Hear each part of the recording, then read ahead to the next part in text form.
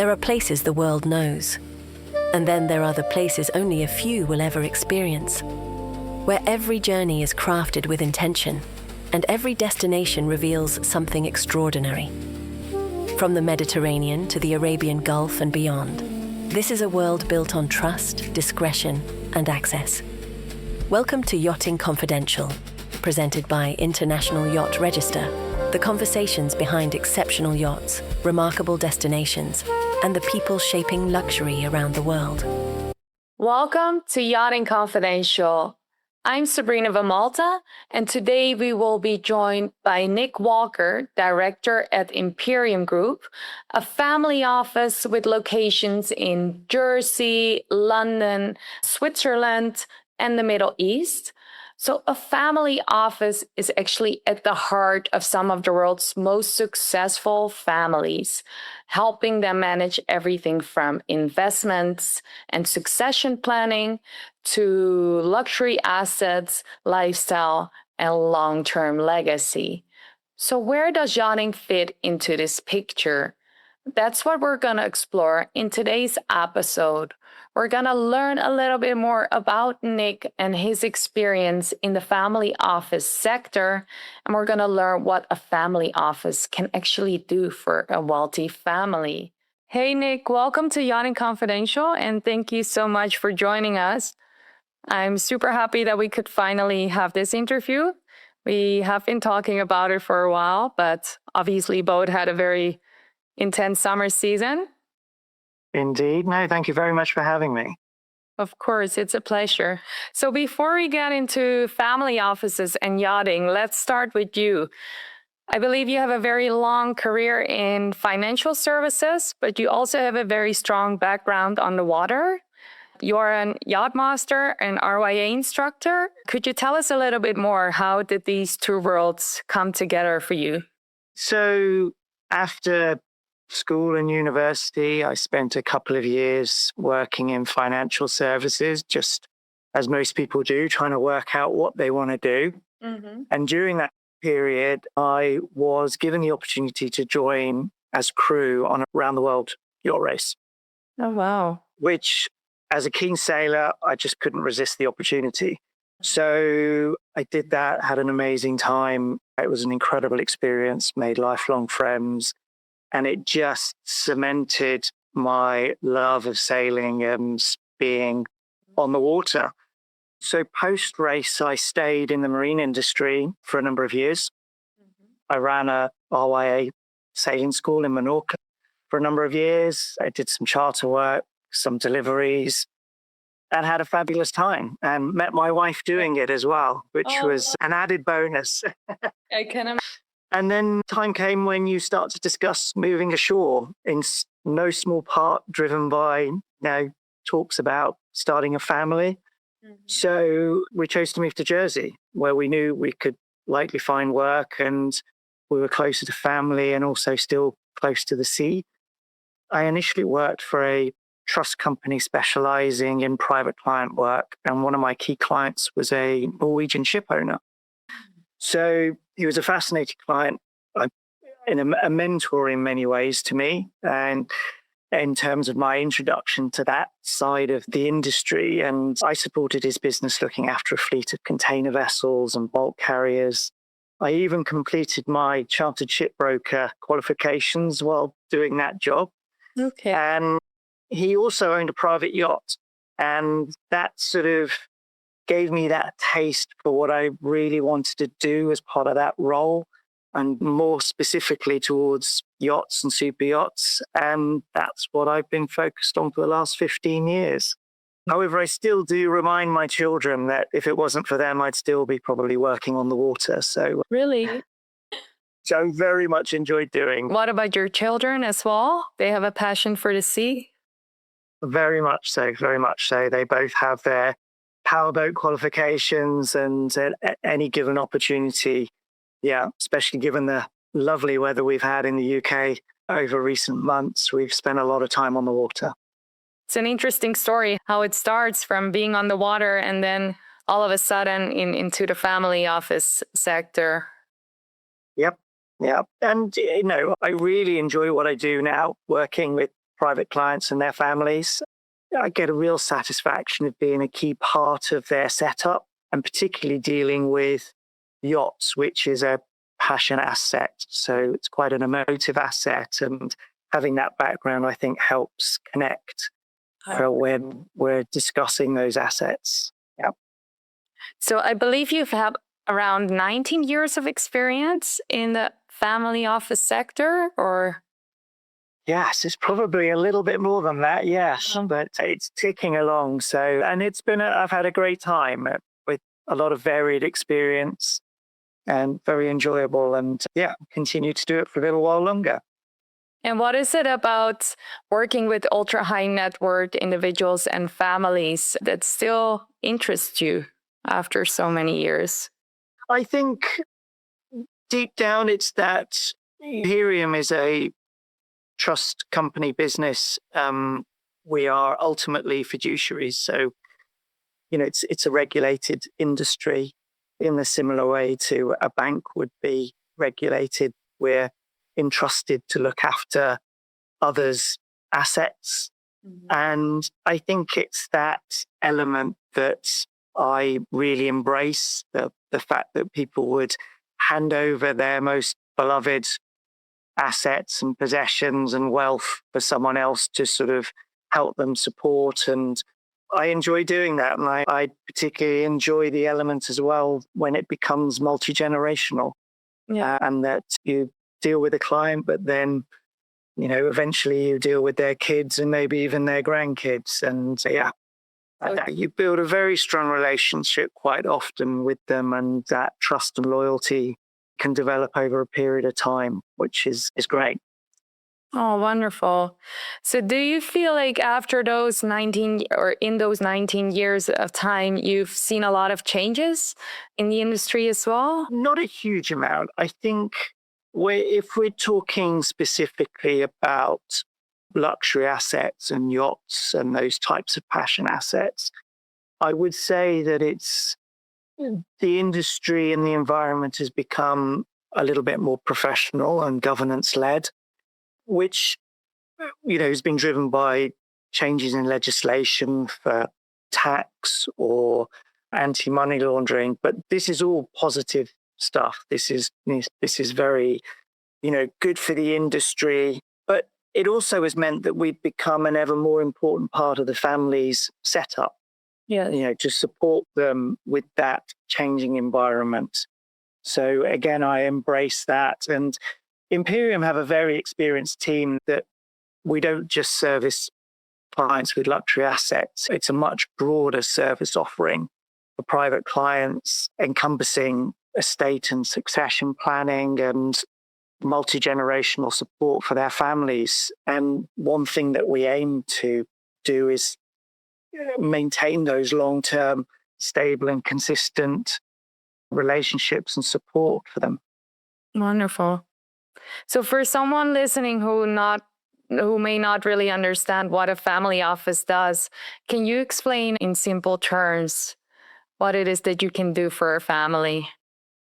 In essence, as I've mentioned, Imperium is a regulated trust company business, which means we're licensed and regulated to provide functions where we can facilitate structuring on behalf of clients, whether that be trusts, companies, foundations, partnerships, in a regulated and professional environment. Sometimes they're standalone requirements. So we talk about family office, but sometimes it can just be a standalone element. So the incorporation of a company to hold a single asset, possibly because it's a requirement of, a bank for finance purposes or an element of privacy. But then the other end of the spectrum is that we look after all elements of the family's wealth and varying different asset classes. And sometimes that can be multiple structures dealing with multiple members of the family. So it can be quite a broad, very diverse as well. And diverse job. So pinning down what is a family office is quite different, because what we try to maintain in that is the bespoke element, and that no two clients are the same. Therefore, no two elements of structuring will ever be the same either. That makes sense. Thank you. And have you noticed a change in the type of clients over the years? Like, do you notice, for example, that there are younger entrepreneurs establishing family offices right now? The demographic of clients has changed a little bit. I think we probably have a little bit more exposure to younger clients. Be difficult to pinpoint why that is, but I think quite often we get involved, we like to get involved at quite an early stage of that wealth generation journey for an individual or their family. And the reason being is that we can quite often support them in a better way and put that long-term planning in place for them the earlier we get involved. In the knowledge that's never going to be consistent, it will always have to adapt and flex over time. But I think that's part of the satisfaction in supporting them on that journey. So, and are yacht owners getting slightly younger? I don't know the strict statistics on that. You probably know better than I do. But it feels like there are more younger owners around. And as part of that, they will require our support in structuring. It could also be to do with like education and awareness as well. I think maybe back in the days, people weren't that much informed about that these options could exist. So involving them at a younger age and educating them that it's actually possible maybe helps in that sense as well. I think so. And I think, access to knowledge, being able to Google it or stick it in ChatGPT and just sort of do a little bit of research yourself and then go from there. I think there's obviously been an influence that, there is more knowledge out there. And I also think that because legislation has also got a little bit stricter over time as well, if you just focus on tax, for instance, utilizing a yacht either for private purposes or charter purpose in the Mediterranean is, if we go back 30 years, I can't remember us ever being as obsessed about temporary admission and VAT. So it's something that's much more at the forefront of everybody's consideration when they're thinking about ownership of such assets. Yes. So let's bring yachting into the conversation. So when a yacht enters the picture, where does it sit within the wider wealth and lifestyle strategy of a family? I think there is a difference between lifestyle management and lifestyle assets to wealth management. Yeah. As a general observation, certain lifestyle assets can form part of the wider wealth management strategy. They can help diversify a client's portfolio. Artwork, cars, classic cars, collectibles can certainly be passion assets as well as part of a wealth management strategy. Even to a certain extent, private or business jets can form part of that strategy too. I would hesitate to fully include superyacht ownership as a wealth management strategy. I think ownership of it certainly falls at the lifestyle and passion asset end of the spectrum. It's at the end of the day, it's a depreciating asset, but when structured correctly, it can form a very, important part of a client's portfolio of assets. And it's clearly something that they feel very passionate and close to when they come to the decision. And as, of course, involving people like ourselves,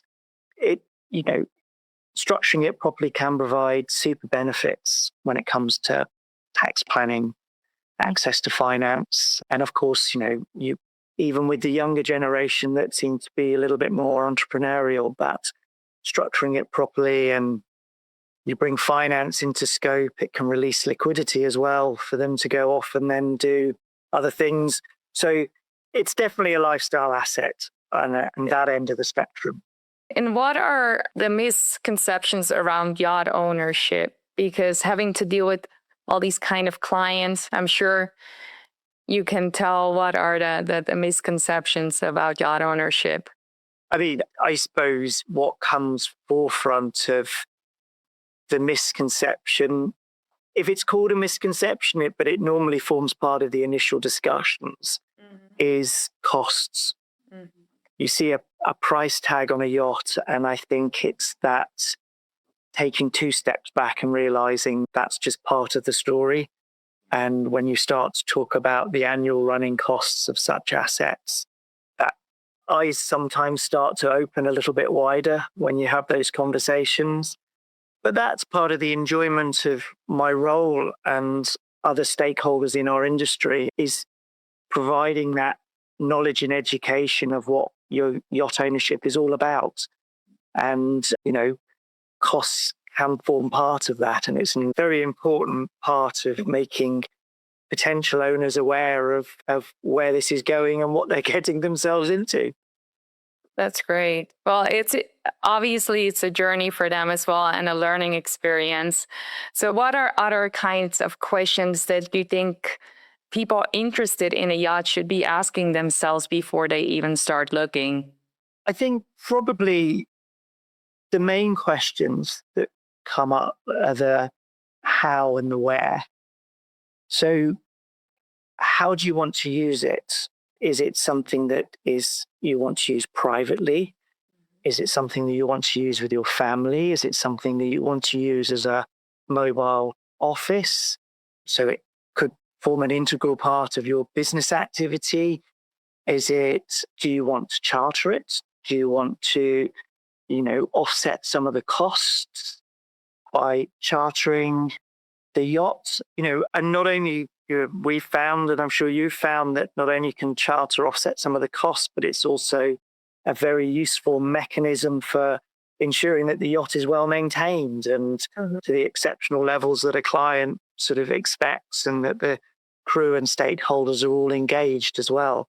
And the other question is where will it be used? That you then get into discussions about what type of vessel, sailing yacht, explorer yacht. So it's the how and the where, I think, is a very early discussion you need to have to decide what direction that's going to go.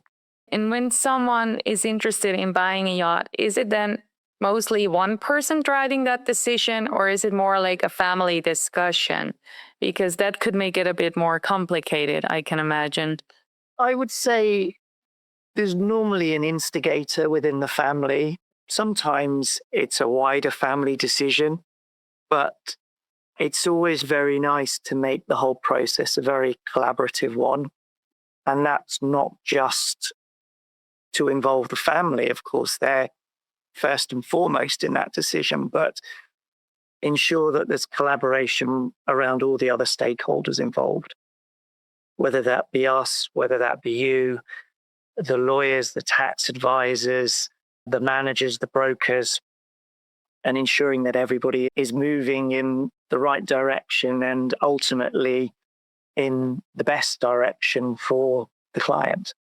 Yeah. That's a beautiful process of making it happen together and working towards the same objective as well.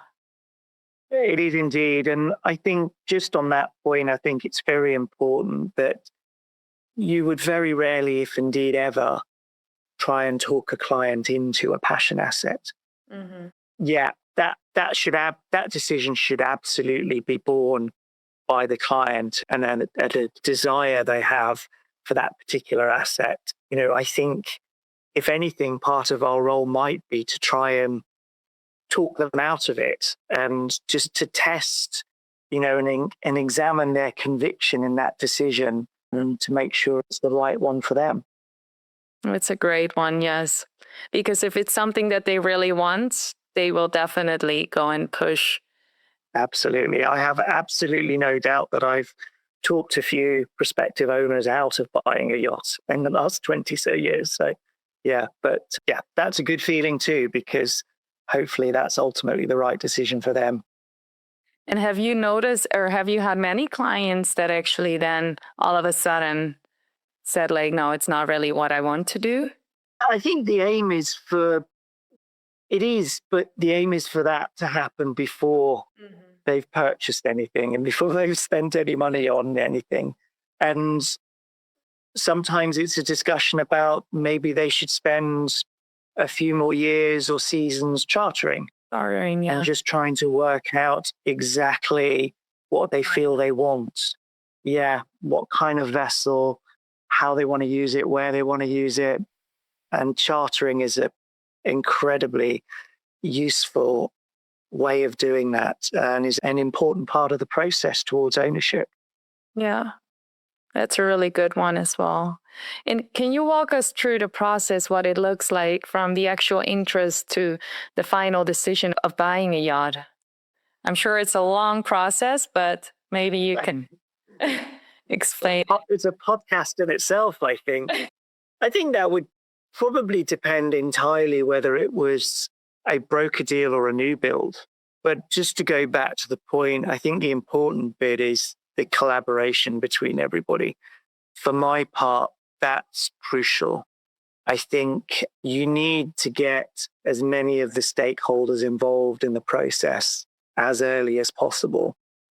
The family, the structuring requirements, the legal requirements, the designers, if it's, to be a new build or to change in any way, and just get everybody involved at the earliest opportunity, I think is the crucial element there. And generally, my experience with working in this industry is they are passion assets, but most people who work in the industry are passionate about the industry. And I think if you get everybody pulling in the same direction and in the right direction, it will work just fine. Yes.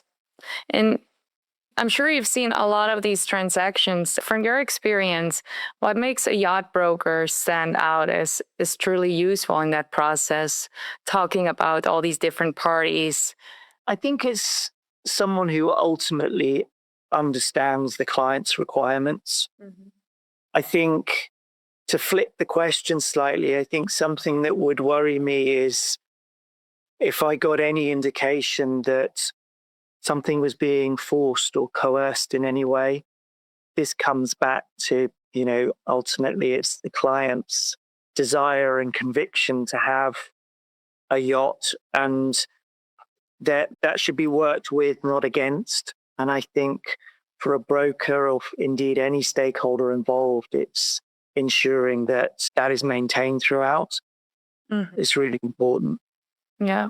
In talking about the qualities of a broker, what kind of qualities are you looking then for someone that is simply trying to sell a yacht, or a great broker that makes it different?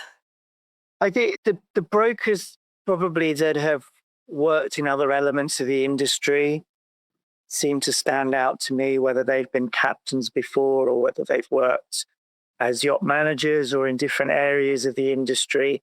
And I think what that brings to their game is that feel for how the other elements work and how they all fit together.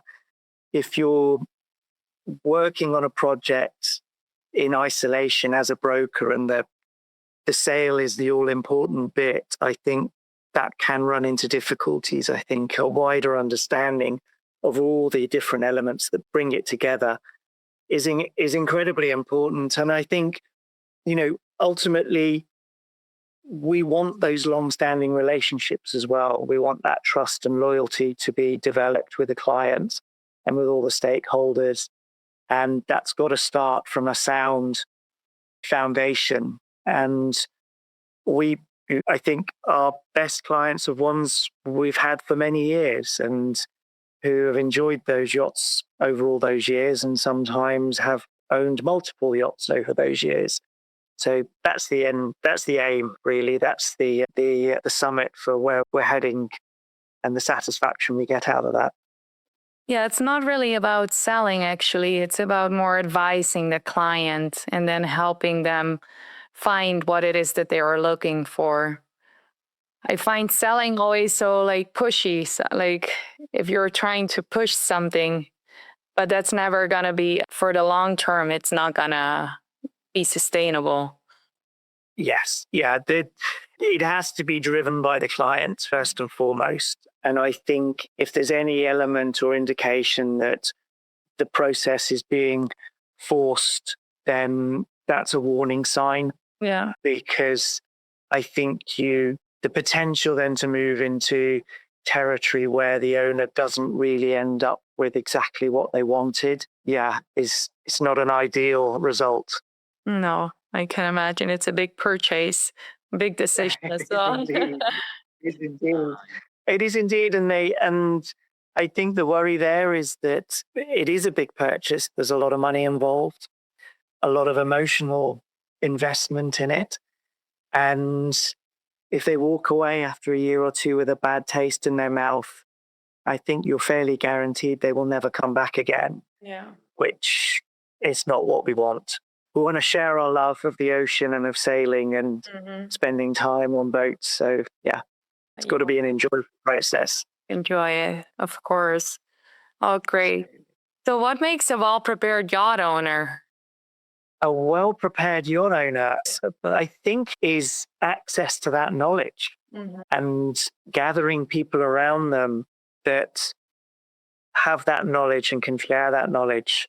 Brokers, yacht managers, maybe finding early on a captain that can help guide you through that process is incredibly important, and again is crucial. So, and if you can combine them all in one person, then you're on for a winner as well. So, yeah. So having the right people around you, having the right advisors around you. Yes, and I think, you likely feel the same way, that you have a passion for the industry. I have a passion for the industry. And I think that shines through when you're talking to clients. For someone who's never worked in the industry hands-on or has very little knowledge of the asset class and is simply transferring a yacht as an asset class, being similar to real estate as an asset class, I think you can come a little bit unstuck there. But if you have a real passion for the asset, I think that does shine through, and the client does realize that and embraces that. And that can lead to some wonderful conversations and some great shared experiences. And amazing relationships as well, I guess. Indeed. Yeah. Great. That's beautiful. And so from your perspective, what should an owner expect from a modern yacht management company? What does good management look like? I mean, there are non-negotiables, such as good governance, good safety, the things that a yacht manager is ultimately there for. But I think probably for my part, ensuring that you have a tailored approach and that it's not a one-size-fits-all approach, that's really important. Being able to deal with and adapt to any given client differently is what I certainly would look out for in a yacht manager. Yeah, it's a people's job. Very much so. Very much so. If you don't like people or you're not good in hospitality, it's not going to work out. Yeah. And all elements of it as well. And I think you can tell that as well. When we all gather together at the shows or wherever else, I think that does shine through.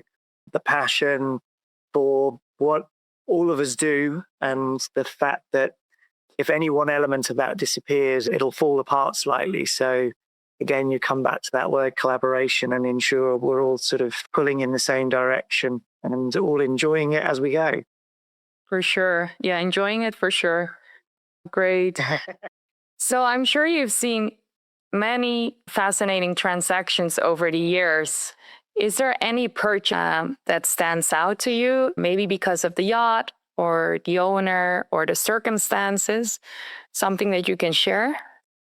So I think there's no one particular standout transaction, but what I've had happen a number of times over the years, which is incredibly satisfying, and we're doing one at the moment, is when we bring a new owner on and we go through the whole process of delivering a yacht, and they spend a couple of years enjoying that asset and that yacht, and their family get involved, and there's a clear passion there, and they're having a great time. And then one day they come and approach you and say, we've decided to get another one, a slightly bigger one, and we want to go a bit further afield. And for me, that's a wonderful experience, that the process of ownership and enjoying the yacht with their nearest and dearest has been so wonderful and rewarding that they want more, and they want to spend more time on it, and they want something.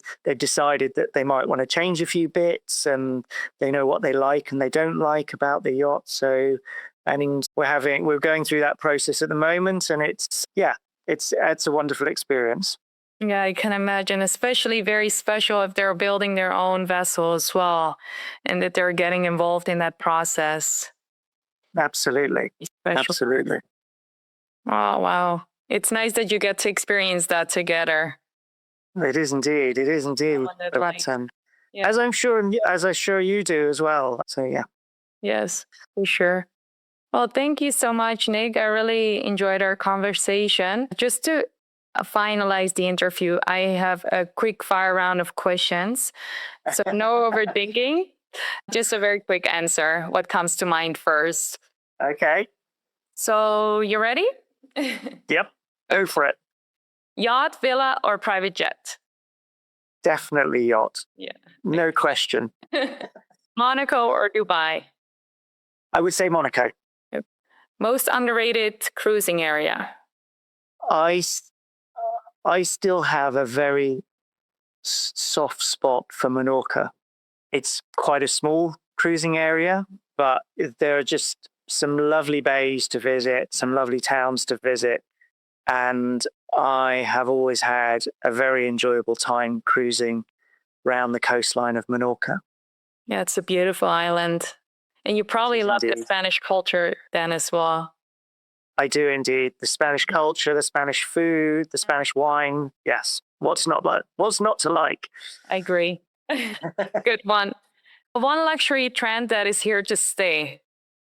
Well, I'm not sure it's luxury, but AI, I think, is probably something that's forming a more and more important part of discussions around all our client discussions, whether it's passion assets, yachts, or other asset classes. But it's increasingly part of conversations. I think it's going to form a bigger and bigger part of all the decisions that we make. I can imagine. Yeah, I agree. The best piece of business advice you have received? So it's more sailing related. Okay. But it does translate to business, I think. And I try and make it translate to business, which is never run on a boat, which in my yachting career and teaching and ever since, I've always tried to instill, even if you think it's necessary, never run on a boat, walk calmly. And that will just pass on to everybody else and instill calm on everybody else. Even if you're, stressed out, furiously sort of swimming underneath the water, make sure everything above the water is calm. And I think that translates to yachting and business. I like that one. That's beautiful. Thank you. Most important quality in a successful leader? To listen. I like to think I'm a good listener, and surrounding yourself with people who know more than you is incredibly important, and having that ability to listen to people around you is as important. You can never stop learning. So I would say listening. And it keeps you young as well. Yes. What is one thing that wealthy families value more than money? I mean, it does sound like a bit of a cliche, but I think time. Yeah.